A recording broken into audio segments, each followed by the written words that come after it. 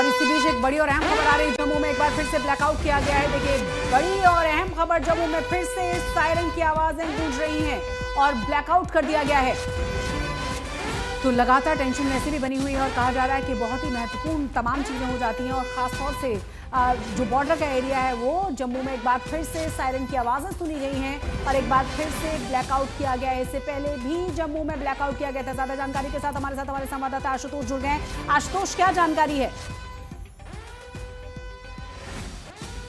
दरअसल blackout lift तभी हुआ था जब ये समझा गया था कि खतरा लगभग टल गया है। तो यहाँ कई सारे लोगों ने बताया कि और मुश्किल से 3 या 4 मिनट हुआ कि अचानक कुछ सायरन सुनाई दी कई सारे इलाकों में और उसके बाद से अचानक से पूरा अंधेरा हो गया। इसमें दरअसल आप कम रोशनी इसलिए देख पा रही हैं क्योंकि ब्लैकआउट के नियमों के तहत हमने भी रोशनी बेहद कम रखी है कैमरे की, ज्यादा तेज लाइट नहीं जला सकते।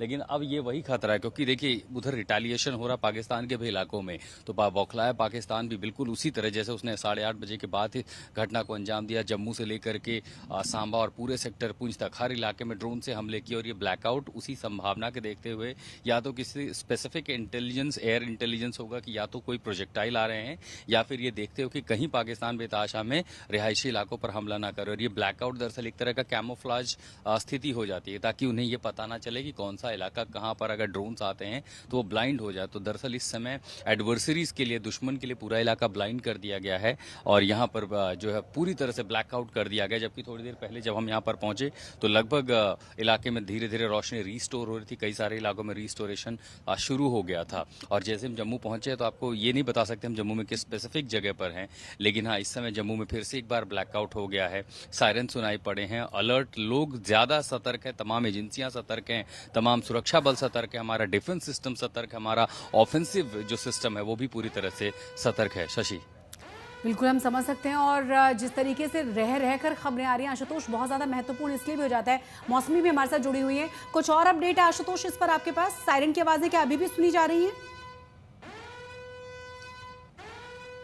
नहीं, वो अब नहीं सुनी जा रही है, लेकिन चूंकि ब्लैकआउट एक बार कर दिया गया और सायरन एक चेतावनी के लिए होता है, तो उस चेतावनी के बाद कम से कम लोग संभल जाएं, सतर्क हो जाए और ब्लैकआउट कर दिया गया। तो ब्लैकआउट के बाद ये होगा कि सड़क पर अगर कोई गाड़ी भी आ रही है, जैसे हमने भी लंबा सफर तय किया लेकिन कोशिश की कि गाड़ी की जो लाइट है वो बंद रहे, डिम रहे, और ज्यादातर इसीलिए कि कहीं भी हाल में अगर ऊपर कोई ड्रोन है, कोई सर्विलांस ड्रोन है, उसे पता ना चले, किसी की तरह की जानकारी ना हो, ब्लाइंड रखने के लिए ये ब्लैकआउट पूरे जम्मू में इस समय एक बार फिर से शुरू कर दिया गया है। मौसमी हमारे साथ जुड़ी हुई हैं, आशुतोष बने रहे आप हमारे साथ।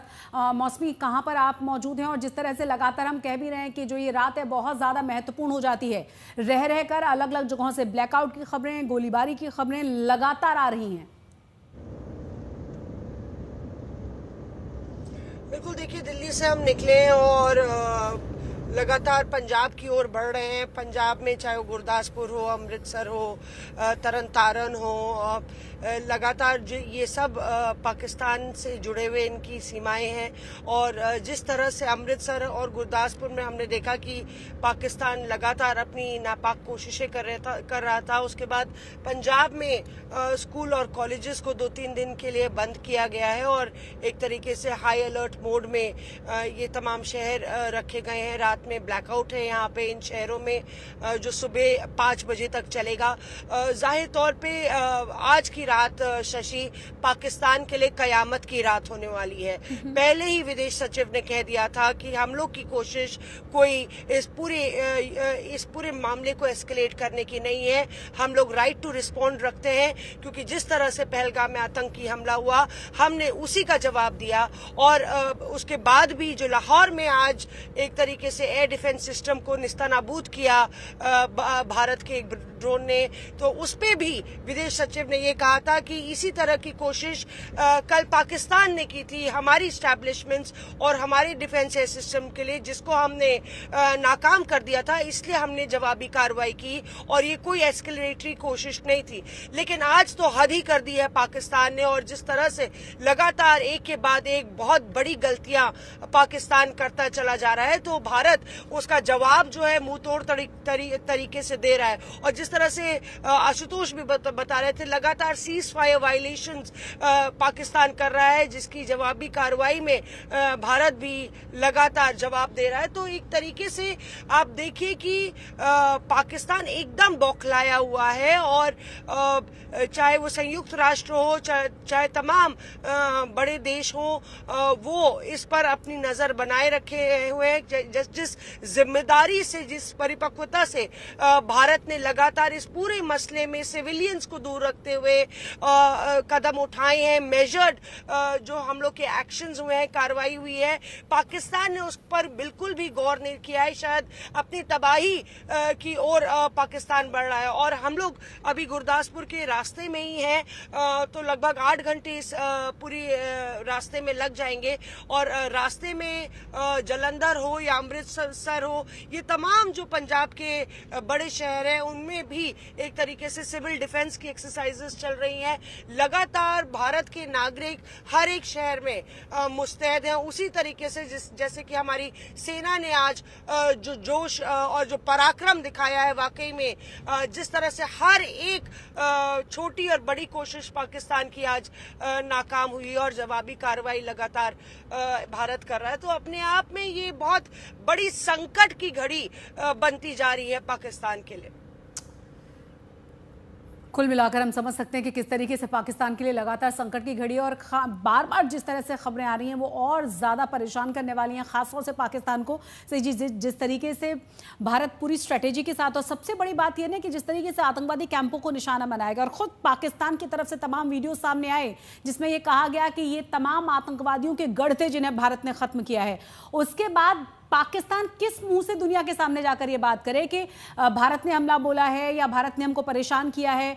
और ये एक बार फिर से बेनकाब हुआ और साबित हुआ कि कैसे पाकिस्तान वाकई में गढ़ है आतंकवाद का। तो जम्मू में फिर से सायरन की आवाजें आ रही हैं और आपको बता दें कि वहां फिर से ब्लैकआउट किया गया है। आशुतोष वहां लगातार बने हुए हैं। मौसमी को आपने सुना, साथ ही साथ जम्मू में एक बार फिर से ब्लैकआउट किया गया। एक बार फिर से आशुतोष का रुख कर लेते हैं। अशोक सिंगल भी हमारे साथ जुड़े हुए हैं, साथ ही साथ मौसमी हमारे साथ लगातार बनी हुई हैं। अशोक जी, कहां पहुंचे आप और किस तरह की स्थितियां हैं, क्या जानकारियां मिल रही हैं अभी?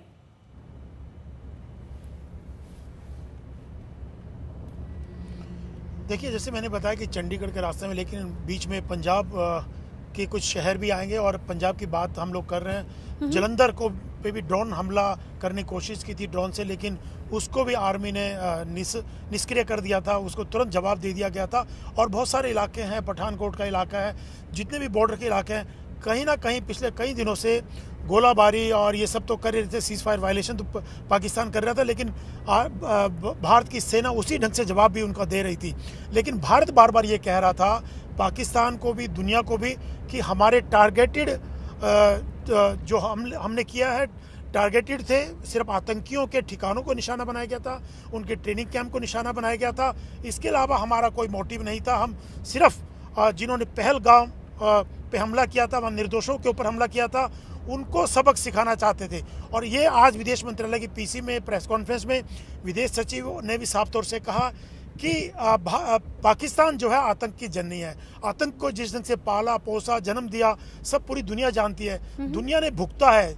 जगह जगह ऐसी बहुत सारी घटनाएं हुई और बार बार सबूत दिए गए पाकिस्तान को, लेकिन वो कभी भी इस चीज़ को एक्सेप्ट नहीं करता, हमेशा से झूठ बोलता रहा। और कल जो वीडियो आए थे, जब भारत ने अटैक किया था 9 ठिकानों पे, आतंकी ठिकानों पर, उसके बाद जनाजे में जो आतंकियों के, उसमें आर्मी चीफ भी दिखाई दिए और बहुत सारे सेना के अफसर भी दिखाई दिए। तो कहीं ना कहीं आतंकियों के दबाव में पाकिस्तान रहता है और उन्हीं के हिसाब से काम करता है और पाकिस्तान उनको एनकरेज करता है। तो उसका नतीजा भुगता पाकिस्तान ने भी, क्योंकि पाकिस्तान के भीतर भी हमले हुए और आतंकी ठिकानों पे भी हमले हुए इस बार भारत की ओर से।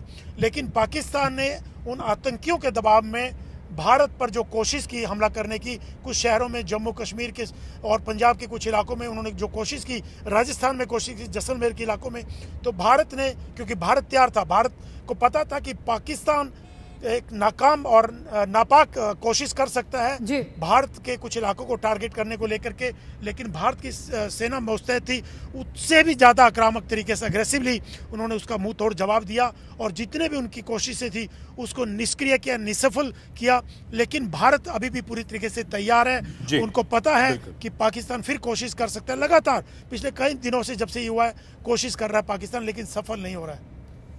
पाकिस्तान लगातार कोशिश कर रहा है लेकिन सफल नहीं हो रहा। अशोक, आप ये बात कह रहे हैं और हिमांशु, हम आपसे और मौसमी दोनों से इस बात के आगे इस बात को समझना चाहते हैं कि जब पाकिस्तान जानता है कि वो हमारे एयर डिफेंस सिस्टम S-400 से पार नहीं पा सकता, जब पाकिस्तान ये जानता है कि वो हमारी सैन्य शक्ति के आगे टिक नहीं सकता, जब पाकिस्तान ये जानता है कि समुद्र के रास्ते भी लाहौर पर हमला हो चुका है आज अब से कुछ देर पहले, जब पाकिस्तान ये जानता है कि वो चारों तरफ से घिरा हुआ है, तो बार बार पाकिस्तान इस हरकत के पीछे कारण क्या है हिमांशु? देखिए, इसके पीछे कारण यही है कि वो उसकी उतनी ताकत नहीं है कि वो भारत का सामना कर सके युद्ध के तौर पर। इसीलिए वो परोक्ष रूप से जो है वो छद्म युद्ध को जो है सहारा लेता है, यानी आतंकी संगठनों का सहारा लेता है। आतंकी संगठनों को वहाँ फंडिंग करता है, उनको पालता है, उनको जगह देता है, उनके लिए ट्रेनिंग कैंप चलवाता है, आर्मी के साथ उनकी ट्रेनिंग कराता है। और यही कारण है कि भारत में जितनी आतंकी घटनाएं होती हैं उसमें पाकिस्तान का हाथ जो है वो सामने आता है। सईद, हम सब जानते हैं कि पुलवामा हो या उरी की घटना हो या उससे पहले मुंबई में हुआ हो या दिल्ली में ब्लास्ट हो, कहीं भी भारत में इस तरीके से आतंकी हमले हुए हों, तो उसमें चाहे पार्लियामेंट में अटैक हुआ हो, तमाम आतंकी घटनाओं में, आतंकी हमलों में पाकिस्तान का नाम आता रहा। इससे पहले भारत हमेशा एक डोजियर बनाता था जो विश्व के पटल पर रखता था सबके सामने कि देखिए पाकिस्तान जो है आतंकियों को पालने पोसने का काम करता है, उनको पनाह देता है, उनको ट्रेनिंग देता है और फिर भारत के खिलाफ जो है आतंकी घटनाओं को अंजाम किया जाता है। और साथ ही साथ पाकिस्तान के जो आतंकी हैं वो विश्व के अन्य देशों के अंदर भी आतंकी घटनाओं में शामिल होते हैं। ये भारत करता रहा, लेकिन भारत ने आतंकियों के हमलों का जवाब देना जो है वो जब से शुरू किया है, पाकिस्तान के लिए वो एक मुसीबत का सबब हो गया है। आप देखिए, जब उरी की घटना हुई 2016 के अंदर, भारत ने सर्जिकल स्ट्राइक की। सर्जिकल स्ट्राइक के बाद पाकिस्तान की तरफ से वो कार्रवाई नहीं करने की कोशिश की गई जो आज की गई है। हाँ, सीज़फायर का वायलेशन पाकिस्तान समय समय पर करता रहा। पुलवामा की घटना हुई, उस आतंकी घटना को किसने कराया, उस सारे तथ्य जो है भारत ने पूरे विश्व के सामने रखे, लेकिन उसके साथ साथ एयर स्ट्राइक किया। एयर स्ट्राइक के बाद पाकिस्तान की तरफ से जो जवाब है वो नहीं दिया गया। सीज़फायर वायलेशन जो है वो लगातार करते रहे। तो कहीं ना कहीं अब पाकिस्तान के सामने समस्या ये है कि वो ताकतवर नहीं है और एक विश्व की बड़ी शक्ति से जो है टकराने की कोशिश सीधे तौर पर नहीं कर सकता है। इसीलिए जो है वो परोक्ष रूप से जो है, अप्रत्यक्ष रूप से जो है वो पीछे से वार करने की कोशिश करता है आतंकी घटनाओं के जरिए। और इसीलिए भारत ने जिस तरीके का रुख अख्तियार किया है, जिस तरीके से रणनीति तैयार की, पहलगाम के आतंकी हमले के बाद 13 दिन का समय लिया, हर तरीके से ये सुनिश्चित कर लिया कि पाकिस्तान को जो जवाब दिया जाएगा, अगर उसके बाद पाकिस्तान की तरफ से किसी तरीके की कोई कार्रवाई की जाएगी तो भारत उसको उससे बड़ी कार्रवाई करके ये बताएगा कि भारत में जो है आतंकवाद जीरो टॉलरेंस है और जो भी आतंकवाद के साथ है भारत उसके खिलाफ है। और इसीलिए भारत ने ये कोशिश की कि वैश्विक स्तर पर जो है सभी देश भारत के साथ आए।